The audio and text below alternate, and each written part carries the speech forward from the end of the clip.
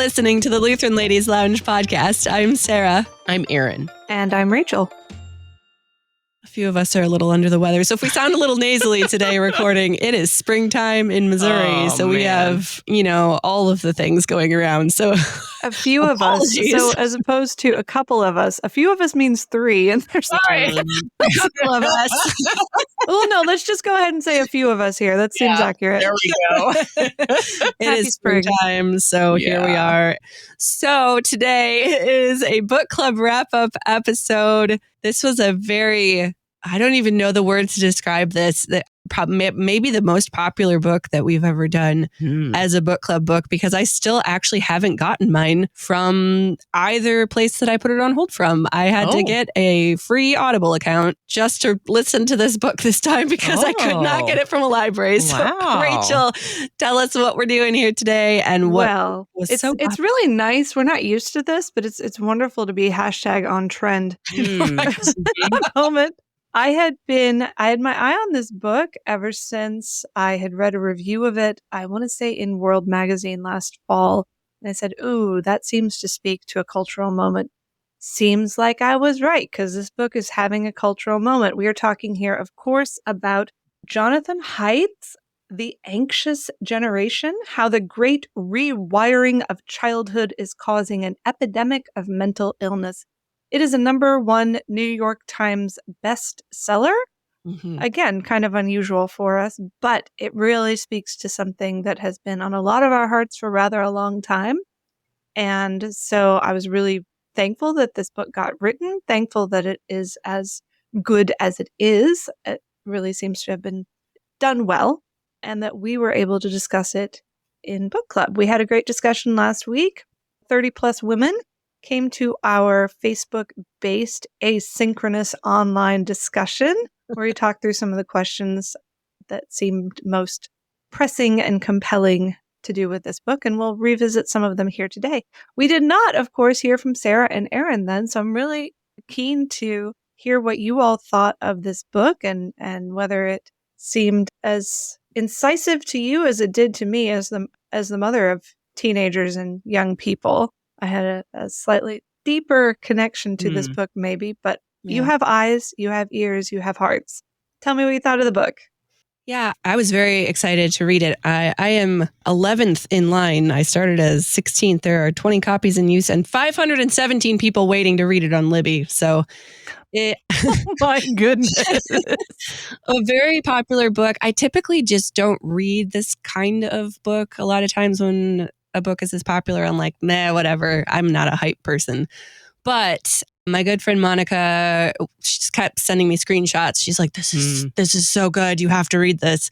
So that was my inspiration for being very excited to read it. I obviously don't have kids, so this isn't directly applicable to like kids in my own household.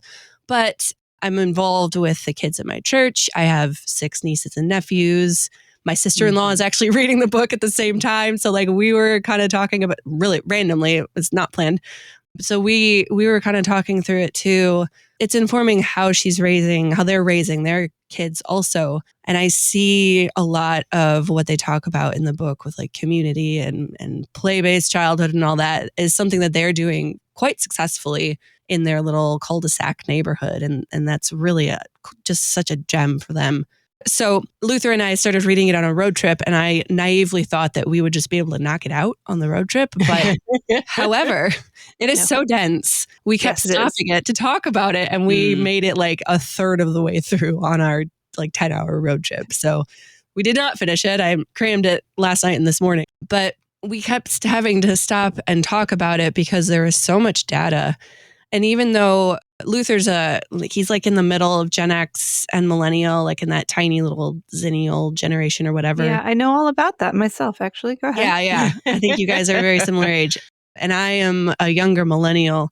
And even though I'm not in the Gen Z generation that he's talking about, a lot of what he was talking about with childhood in the 90s felt very, very familiar. The safetyism and the shift in parenting. Like I experienced all of that still in my own childhood, even though I'm a little bit older than the generation that he's talking about.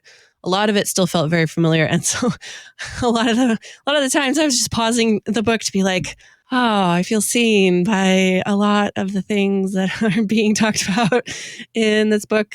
Just like having that lack of freedom in childhood. And really, I mean, no fault to my parents. I'm not blaming them.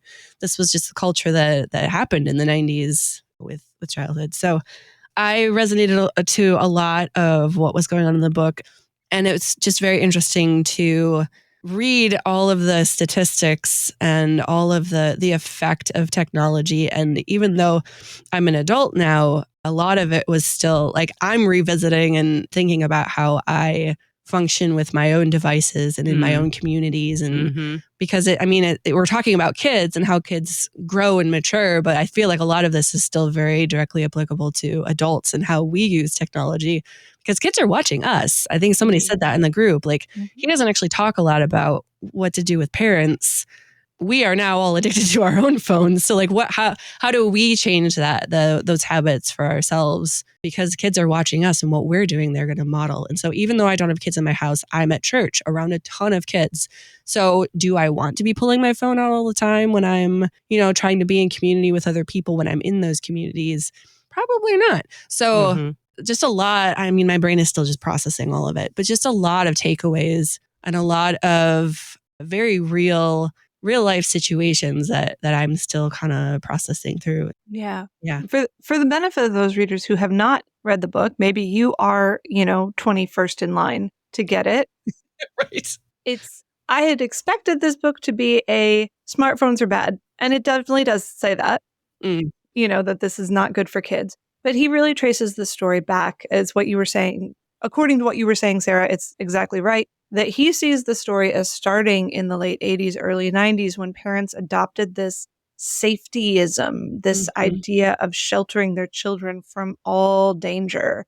And we see the rise of helicopter parenting, of overprogramming childhood. And so he sees this as having set us up for real problems with the relationships with our digital devices because they keep kids out of physical danger. So you've got the generation of iPad kids coming up and teenagers who may not ever be allowed to set foot out of their homes, but can go anywhere they want on the internet. And he would argue that that's exactly backwards. We should have very tight controls on where they can go online and basically allow them to roam the neighborhoods. That is, if I had his policy prescription in a nutshell, that's what he would say. So yes, that is this book in brief. And obviously, if you have eyes and ears and a heart, you know that the anxious generation is among us and understanding that there is actually a causative, not just a correlative effect. And he's got lots and lots of data and charts and everything to prove, I think very convincingly, that it's not just a coincidence that right around the time all the teenagers got smartphones, they all developed a range of mental illnesses, from video game addictions to various kinds of dysphoria to fill in the blank, anxiety, depression, suicide rates go up, everything. The smoking gun is there and we need to find a better way. And so he spends a lot of the book talking about that better way. So obviously not all of the book anybody is probably going to agree with, but it definitely gets you thinking. So what were you thinking, Erin, as you read it? Yeah, so I really appreciated it. I enjoyed it. There was an interesting time in the middle of it where I was like, this book is just, it's making me anxious. Well said.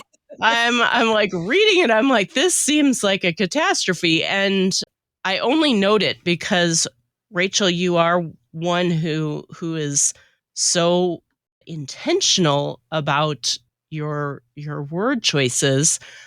There was a sense as I was reading it that this was a disaster upon all of our youth, and it isn't. Yes, the rates went up dramatically, but it is not all of them develop mental illness. No. To be fair. And but you just said at the same time that they all got smartphones, they all got mental illness. Okay. And so we Thank you for clarifying. I tend toward hyperbole. I'm just saying it because there is this sense of you hear it and you start to start to feel like it's a big problem. It is a big problem. I'm not trying to minimize it at all. But as I was reading it, that was sort of my experience of like, suddenly it became this huge thing that was applying to everything. And I had to sort of pause a moment and be like, well, wait a second. Okay, but this isn't, yes, it's a big problem. Yes, it has to be addressed. And I really enjoyed it. I really found the ideas that he proposed thought-provoking and worth considering. Like Sarah, I also don't have children of my own, but I have a lot of kids in my life that I care about, and the idea that they would be facing unprepared some of the things without like the preparation even of just emotional maturity and brain maturity that comes, that that we did have before we started grappling with this. Our brains had matured more so. And so that was sobering to think about. So yeah, I did really enjoy it. I don't know. It was just also just an interesting experience reading it and getting so caught up into it with the scope of the problem. So I don't know. Yes, you're quite right. Not all children. No, this is not a criticism at all of you, Rachel. It was just, it's an interesting. No, I do like to be careful with myself words. Having that same experience, and while yours was a slip of the tongue, mine was like a slip of the perspective that I needed to like. There's what it's two different things, but what you said made me remember the slip of perspective that I had as I was reading it. Now, I will say that as I read this book and started looking at the full range of mental and emotional effects, I could look back over my own 4 children and say that in my family, all of them have faced challenges as a result of this phenomenon. And we have been tried to be very careful, be very thoughtful, and as wise and disciplined as we could be.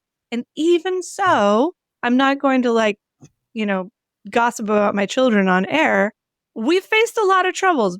And I think one thing that is really helpful is that he says that young people have faced consequences whether or not they had their own devices. Yes. It's simply the entire culture shift. Whether it's feeling like you're missing out on everything, all your friends are chatting all the time behind your back and you don't participate, or whether you're the one whose life is being completely absorbed into this online matrix of complicated social realities, you're affected. And I can tell you in our family, it's been 100%. Yeah, I think that's the really challenging part, that it does affect whether or not you have a smartphone, whether or not a kid has one.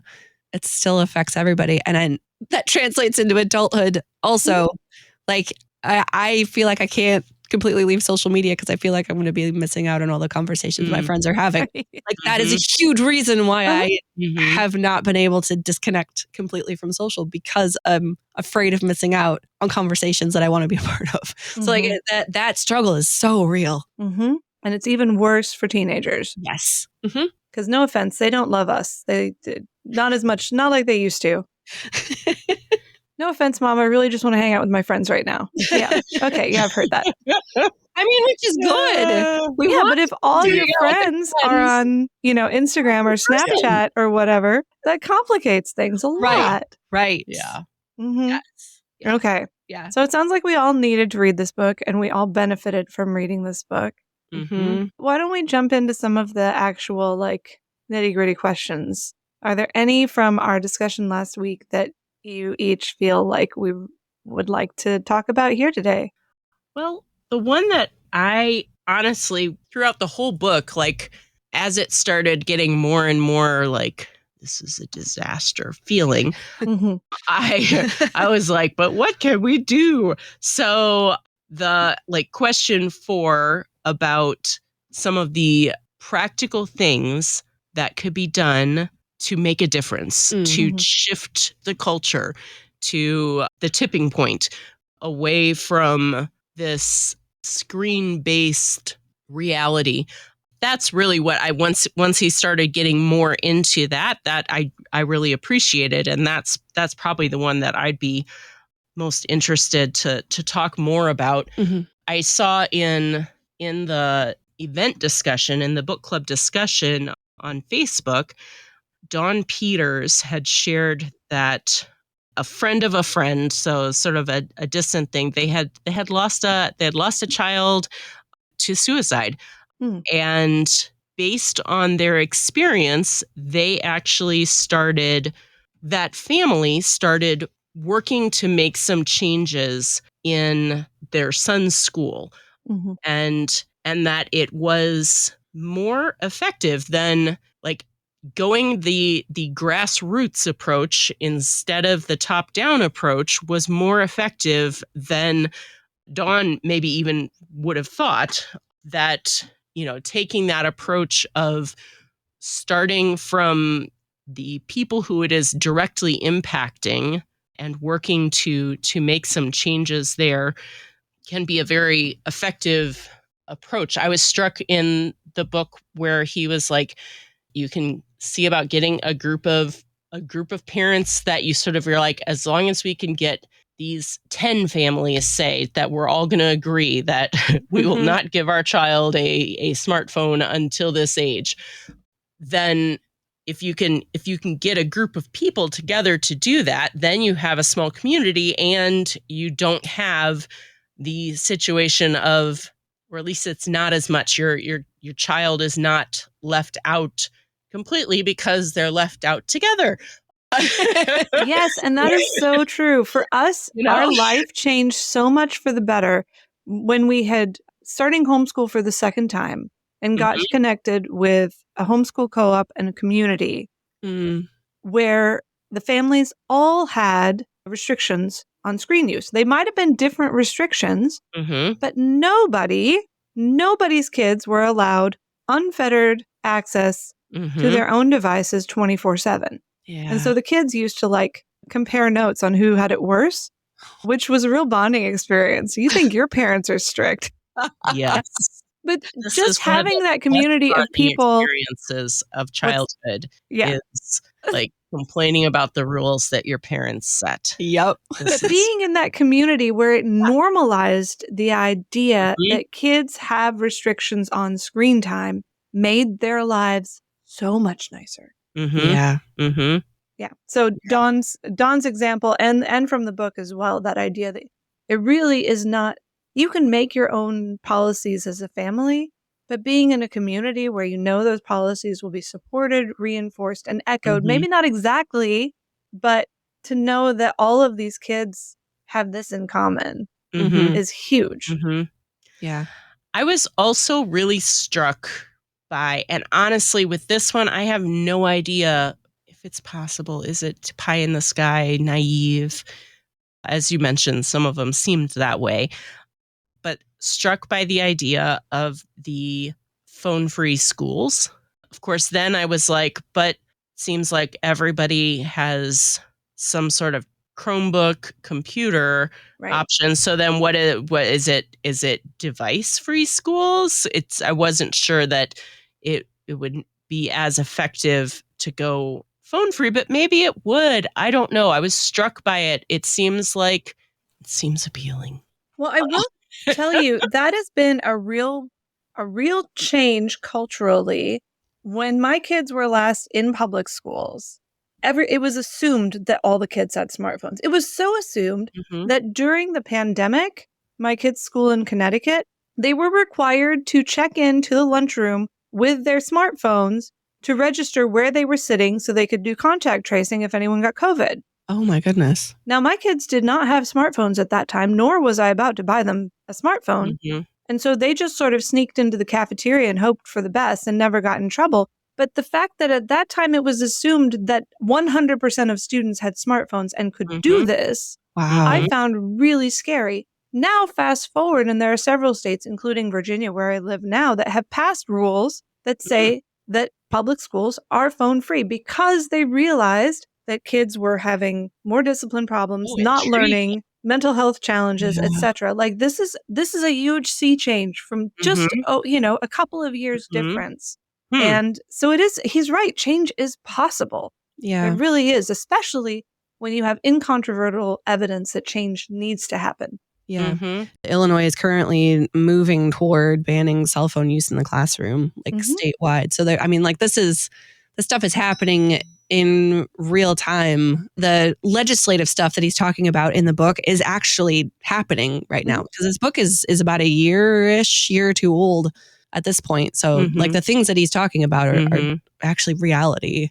Yeah.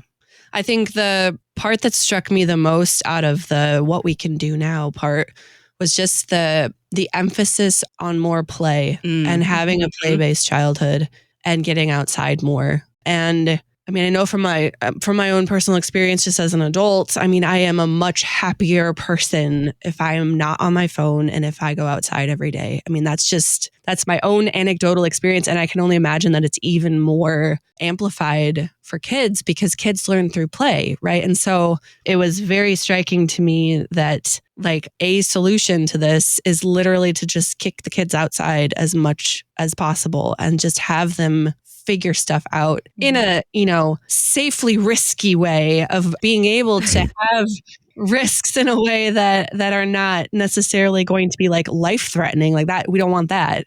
But like having that opportunity to figure stuff out as kids, have the loose parts play was just really interesting to me, of having a playground just full of stuff you can build with. Like I would have loved that as a kid. Yeah. But I see that example, I think I mentioned with my brother and sister-in-law, they live in a cul-de-sac neighborhood that is just full of kids they're all relatively close in age, but there's a lot of kids.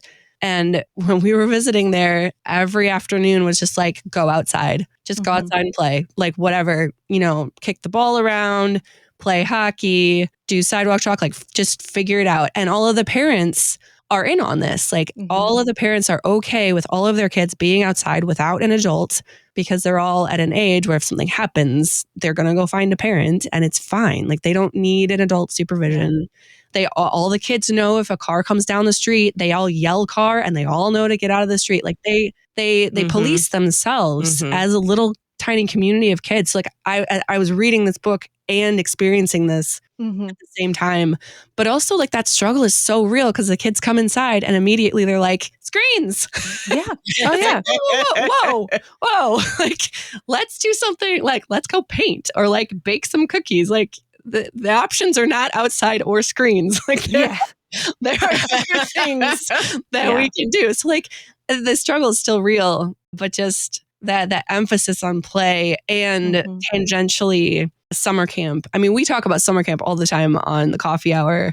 We talk with summer camp, like how they build leadership skills, but reading this book, that just solidified that so much more, that summer camp for kids is just, I never went to summer camp and I'm really sad about that. I know, me neither. Just reading this book and knowing kids who are now adults who grew up going to summer camp, I can see how that just grows leadership and grows in the independence and the ability to just be your own person as you mature. And it's kind of magical how that time in the outdoors and having to figure stuff out, because if you're climbing trees, like you have to be able to assess risk at some point. And falling out of a tree and knowing what to do if someone gets hurt. Like it's just experiences that you don't really get if you don't have that playtime together. Yeah. I do think this was one thing that I had a little bit of anxiety reading the book about, is the amount of freedom that he advocates for young people. I think he's lacking a little bit of nuance there, and that some of his prescriptions are a little naively optimistic. Speaking from example, I used to encourage and give my young teenagers, and like my, think middle schoolers, a great deal of freedom, until I realized that as soon as they got out of the house, anything I had said about what they could or couldn't do online went out the door, because their friends all had smartphones. And so they were being exposed to a whole lot of stuff that wasn't good for them. And so it's like, I think he's right that we need to do this, but we do need to make sure we do it together. Because if one family does it and another family doesn't, then we've got this like mix match. It's complicated. Yeah. It's more complicated, I think, than even he is acknowledging. Quite especially for Christian families who are interested in more than just mental health. I found it really interesting. I think I book-eared. It's my own book, so I can dog-ear the pages, right? Yeah, absolutely. I bought it. I paid for it. Now I'm going to try and find the one I dog-eared. Yes. He says this is his goal. This is what he's going for. We all want our children to become socially competent and mentally healthy adults who are able to manage their own affairs, earn a living, and form stable romantic bonds. You want a little more than that, though. This is great. But yeah, my goals for my children involve more than just being a functional adult. I want them to be strong in their faith, to know Christ, to be faithful to him. And so that creates a different calculus for me. That there are certain experiences that the world considers perfectly normal and natural that I would consider not desirable for my children to have. And so that changes how I sort of look at some of his prescriptions for the level of freedom that he finds appropriate. I'm still experimenting in my own life to see how I feel. But I think the key for me is finding those communities. Like, I missed the last day of book club because I was at a speech and debate tournament where my children were basically able to live exactly like he describes in the book in terms of having those, peer relationships, that freedom, that responsibility to sort of manage themselves. I was off in a room working with little kids while they were just doing their thing, getting to their rounds on time, policing each other. It was great. And so finding and participating in communities where it is possible to have both freedom and some degree of sort of spiritual boundaries around your time. Like, for me, that's key, is those communities. So I don't know. I'm still thinking through it. Pardon me for thinking out loud. Yeah. I mean, there's a lot, and it's complicated, and it's different in different contexts. It's different depending on what communities you're already plugged into and where you live. And I mean, if I were a teenager living where I live right now, I wouldn't be able to walk basically anywhere because would have to cross a 4-lane highway with no sidewalks. So like, it's very complex. And our neighborhood is technically walkable, but it's a little what some people would consider rough. Like, a block away from us, it's not uncommon to see shopping carts on the side of the sidewalk. It's not exactly the kind of place where I want my kids to free range. Like, our immediate block is okay, but, not everyone has the wonderful cul-de-sac situation that it sounds like your nieces and nephews have to sort of just roam in. And so I think we need to make sure that we're understanding that and not forcing a solution that doesn't necessarily work in all contexts. Yeah. So I think that leads to my question that I wanted to talk about, that Jonathan Haidt, says very clearly that he is an atheist, and the book is definitely not Christian. And so this is question number 3, talking about how the author's atheist worldview colors his treatment of the subject matter. Is there anything missing? Do any of his arguments resonate more strongly because they're made by an atheist? I know evolution, it came up in the comments quite frequently, and I know Luther and I kind of dinged that every time it came up. But yeah, I mean, I was kind of annoyed by it, but also if the author is an atheist, then obviously he's going to talk evolution. I mean, that's just how it works. When you're talking about human development, you're either going to talk about it from a Christian perspective or a non-Christian perspective, which ends up being evolution. So we were just kind of substituting the Christianity in our brains, like just kind of reframing everything from a Christian worldview. Heidi Gaiman and I were having our own little tiny book club with each other as we were both reading the book.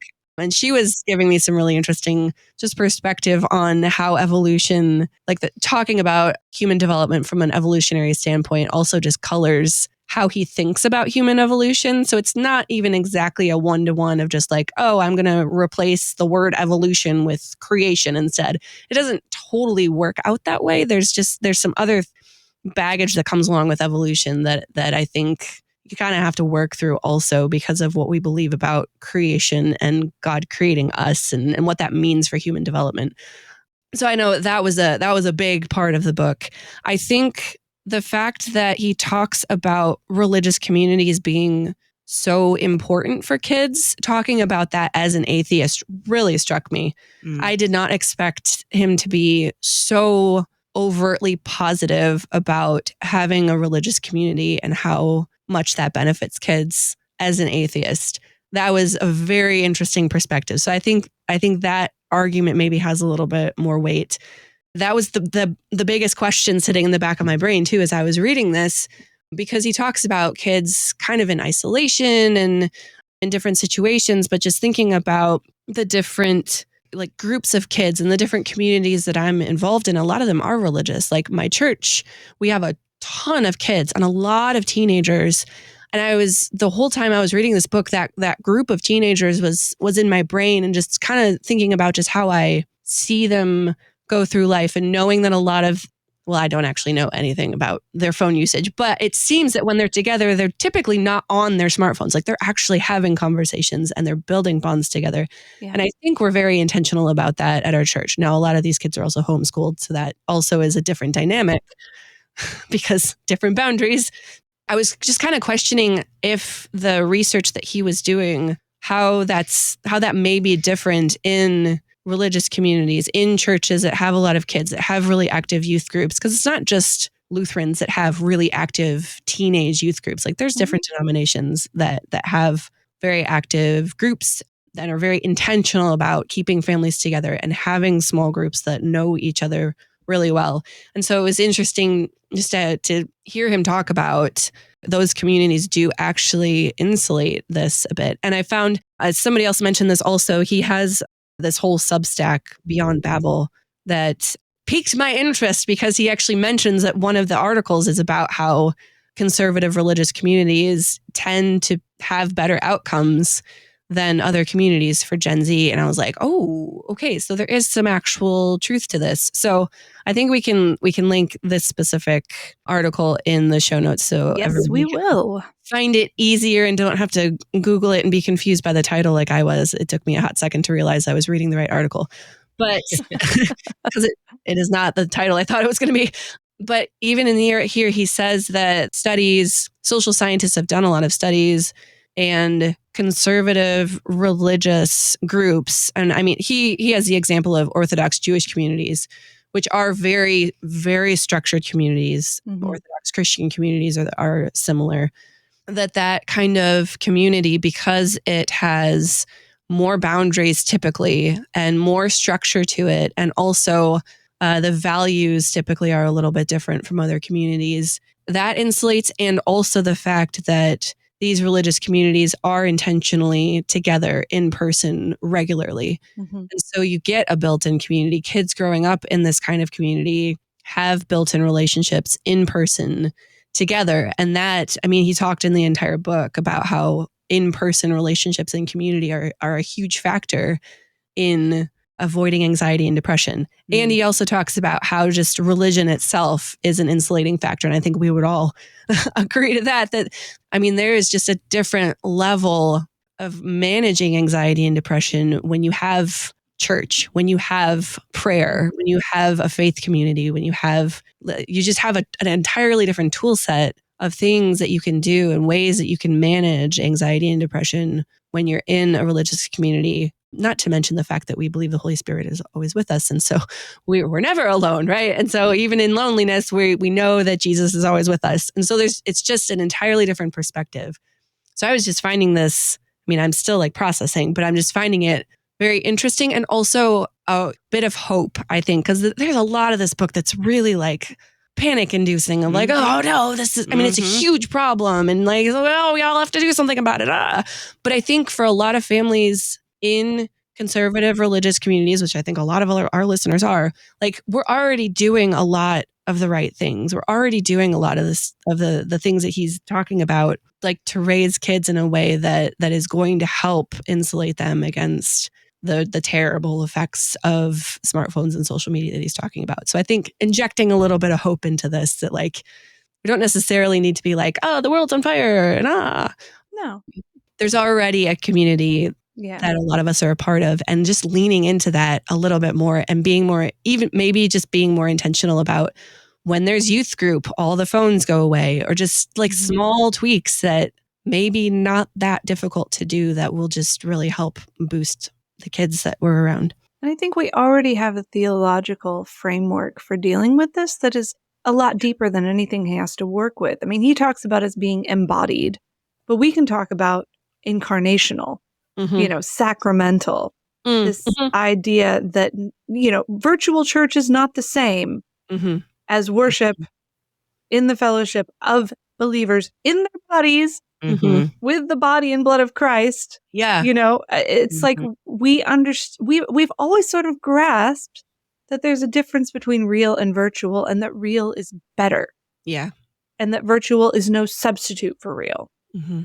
And I think the more we can just sort of lean into that, and that's where this book, I think, has been a really great gift for me, coming out of it going, I'm not crazy. Yeah. I'm not alone. This really is a problem. There really are solutions. And, the panic inducingness of it is kind of occasionally irritating, but more, I think, helpful, because that panic spurs us on with a sense of urgency to actually make the changes that need to happen. I mean, you know how people are. If the house is not on fire, you're not going to run outside. And so the tone of the house is on fire in this book, well, yes, you're right. It might have been amped up a little bit here and there. I think there was a strategy there to try to make sure that nobody doesn't take it seriously enough to actually do some of the real possible hope-inducing things that can make life better for our children, but also for ourselves. Because it definitely applies to all of us. I liked especially what he said in the very, very last, it wasn't even the last chapter, more the epilogue, Bring Childhood Back to Earth. He said the two things that we can and all should do: speak up, which we're doing right now, by the way. We're talking about this book. And just talk about your experiences, talk about your concerns. We don't have to say this is normal, this is the way humanity will be from here on out. And the other thing he says is to link up. Says, if you're a parent, connect with other parents who value play-based childhood and more childhood independence. And he gives some ideas for how to do that. But we would just say, yeah, let's link up with families from church. Right. And find ways to make sure that our children have these in-person, real, physical relationship experiences that are going to be the best insulation from the loneliness, the isolation, the despair, the spiritual vulnerability that comes from a screen-based childhood. Speak up, link up. That's not hard. We can do that, right? Yeah. I think one of the biggest questions I have now is just as adults who care for children, like, what do we do? Like, he has tons of suggestions and helpful hints and like very specific prescriptive ways. I know, right? For kids, like what to do about the kids and the teenagers and encouraging them. I'm also like, what about all of the parents and all of the adults? Because especially like millennials, I basically am attached to my phone. So, and I don't like it, but I don't know what to do about it. You already said this book is long and dense, and now you're like, make it longer and denser. I need the epilogue part 2 for adults. As I was reading it, I was struck by similar sentiment, and it made me, I was like, I'm going to just look and see what sort of things are options in my phone that for like certain settings that I could just put up. And I decided that I was going to try one that I would schedule that on Sundays I'm not going to make it so that it doesn't notify. I already despise notifications so much. You guys, Yes. I mean, I'm legendary for it. But anyway, nobody gets to push notifications at me except like actual texts. And even those, I don't get that many of those. But I decided that on Sundays, I was going to make my phone be grayscale. Oh, yeah. Oh, I love that. So that it would be like a little reminder. Hey, do you really want to be on your phone today? Maybe today is a good day to take a break. I can still look at it, but it's like an immediate visual reminder of, wait a second. So I just set up that little schedule on my phone that on Sundays from, the morning to the night or whatever, I don't remember what exactly I set it as, but I could still open my phone and look at anything, but it would all show up in grayscale. Yeah. And so I'm going to experiment with that and see how that does for me. Mm-hmm. App timers, I will say app timers, I think they're different on Android and iOS. And I have heard that iOS is a lot easier to work around, which is kind of annoying. But yes, app it is. timers It's too easy. App timers have been really a game changer to curb my social media use because I use the time, and when it's done, the app grays out. I don't get notifications. I can't go into it unless I go through like 3 steps to go into my settings and change it, which sometimes I do. But I mean, that is something I guess I shouldn't be all Debbie Downer. I mean, there are some things I have been trying. Yeah. And it's the little things and sharing your hack. Like Erin, I would never have thought of that grayscale on Sunday thing, but I think I'm going to try it. My little things is I don't do social media on my phone. I don't have a Facebook app. If I get a notification and I don't get many, but like, we have a constant thread going in Facebook Messenger, the 3 of us that has been running for 6 years now. I know we're the reason you hate notifications, Erin. Sorry. But if there's something that needs my attention, I will take my phone, I will walk over to a laptop, I will pull up, and, adding those moments of tension really helps. I have YouTube on my phone, but it was becoming a time suck. So I took the little icon for the YouTube app and I put it not only on the 4th page, but I put it in the extras folder on like the 5th page of extras. You have to really dig for it. Oh my goodness. If I want to do YouTube, I've got to flip, push, flip, put there. And so I've got to really, it's about increasing those moments of friction for me. Yeah. And maybe by the time I'm done flipping through all those pages, I'll think, maybe I don't need to watch YouTube that badly. Right. Yeah. Like if I only have 30 minutes of time on Facebook, do I really want to just mindlessly scroll? Probably not. I probably want to actually engage in the conversations that I meant to engage in. And also so this is not my phone, but just curbing social media use in general. A lot of time I was leaving a Facebook browser open because I do social media for my job. And so like, I know I used to, I don't now. And I don't think I will ever say yes to doing it again. Yes, it is one of the least favorite parts of my job. And people already know that. So that's nothing new. But I realized I was leaving it open also because I have ongoing messenger chats with like you guys and my friends or whatever. But I realized I could open just Messenger in a browser, not Facebook, but just messenger.com and close the big Facebook. That's new. I didn't know you could do that. I know. I randomly came to my brain one day that I should try doing that. And so I still have my conversations because I need to be able to talk to people, but I have to actively go open another browser if I want to access big Facebook. And because the thing that I access the most on my work computer is the Ladies Lounge Facebook group. If I just type in FAC in my URL browser thing, it's the lounge that pops up first. Not the best place on Facebook. Probably the only worthwhile place on Facebook. So like that, just doing that on my work computer has drastically reduced how much time. Because like I sit and edit audio and like you have to wait for stuff and wait for things. And so I like browse for 3 minutes. But I'm like, that's just a waste of my time. And your brain. And my brain. Like, I do it too. I'm not judging. Right. Like, I mean, it's a thing a lot of us do. But I don't do that anymore because I have to actually make the effort to go to the big Facebook. Okay. So like there's just those little hacks like you're saying of just creating some separation and like just that pause of like, do I actually want to scroll right now? Right. Maybe not. Maybe I And- should do something else. I think we need to remember that we're adults. You're right. Like, we're adults, we're addicted, but we see the problem.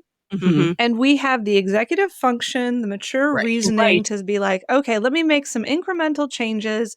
Let me talk with my friends, get some ideas, and implement those and really try to stick with it. Teenagers don't have that much executive Right. function. Right. Yep. And they need us to lead the way. So one thing that I've tried to do, and I'm surprised he didn't mention this more, I guess because he was really not focusing as much on parents, except Yeah. for what policies we can do.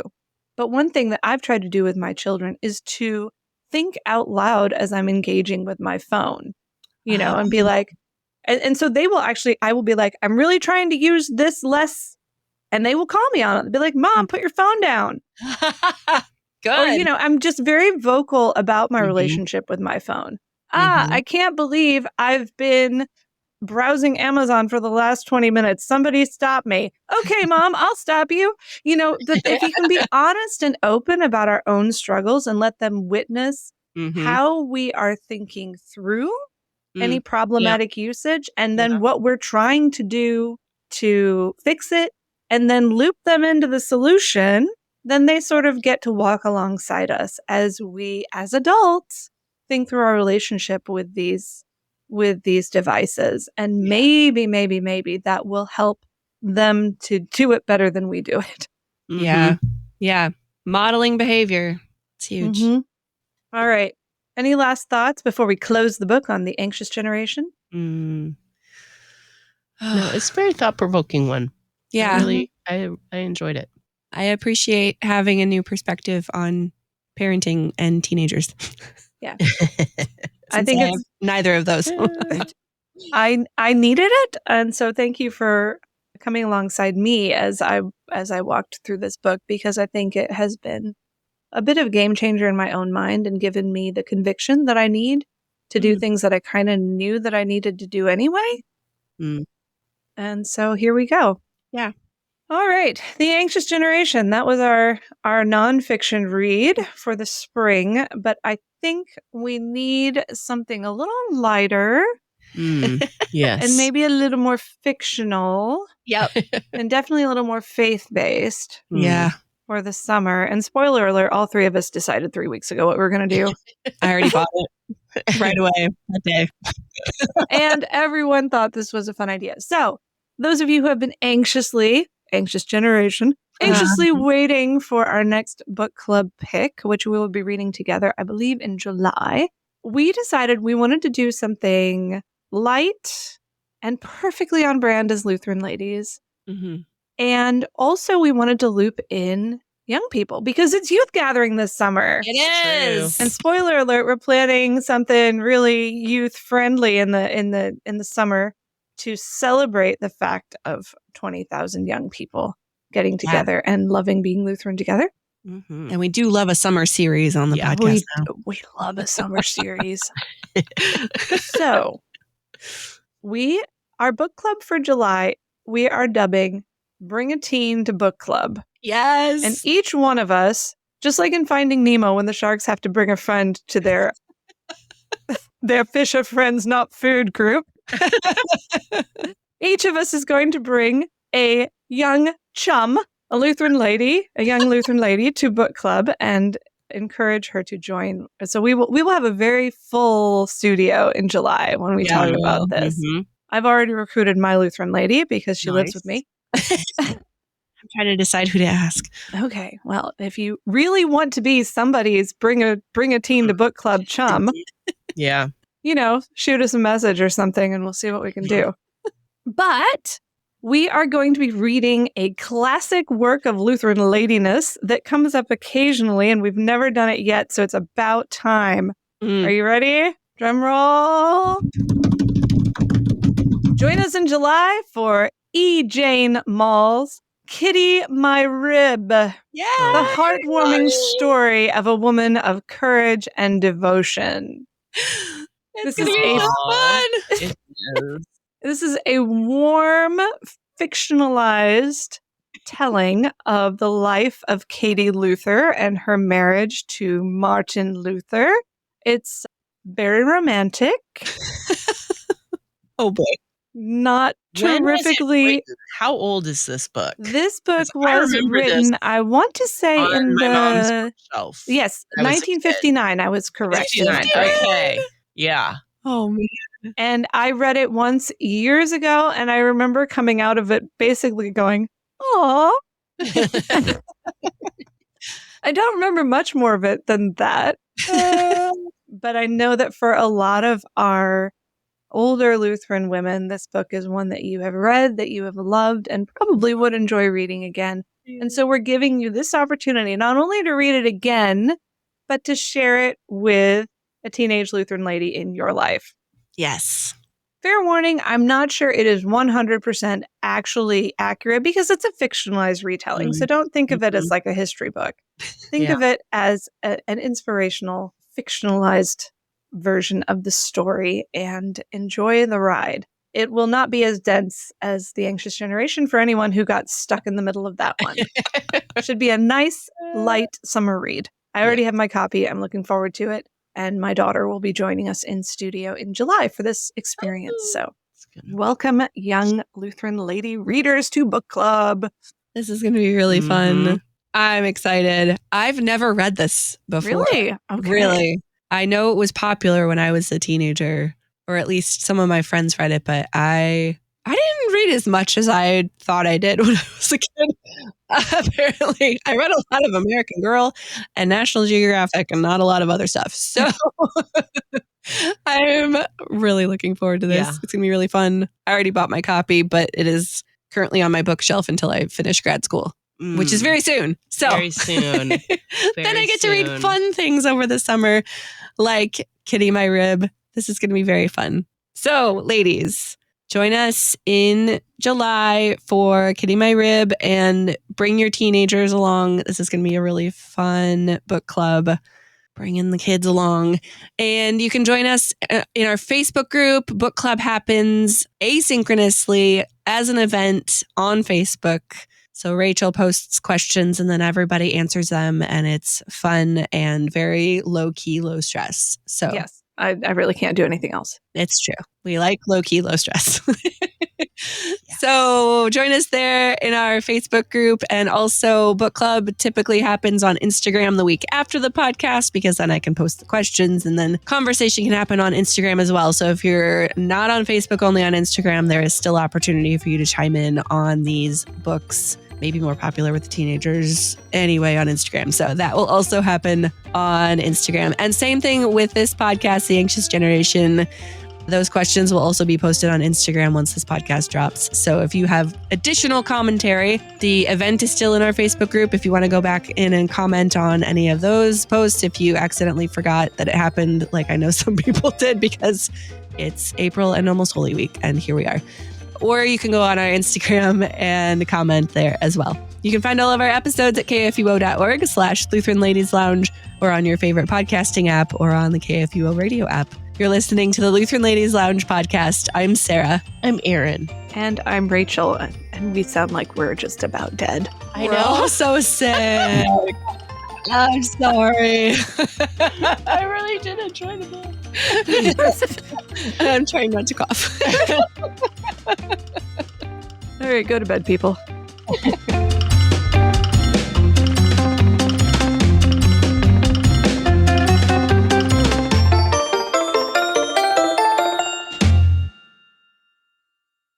Views and opinions expressed on the Lutheran Ladies Lounge podcast may not represent the official position of the management or ownership of KFUO Radio, the Lutheran Church Missouri Synod. The Lutheran Ladies Lounge is produced by KFUO Radio and available at kfuo.org or wherever you get your podcasts. Don't forget to hit that subscribe button and leave a review for us too. If you love the Lutheran Ladies Lounge podcast, consider financially supporting our producer, KFUO Radio, so we can keep doing what we do. Find out how at kfuo.org/give. Okay, I'm just going to let that roll. Probably not an outtake. It's not funny, but that's okay.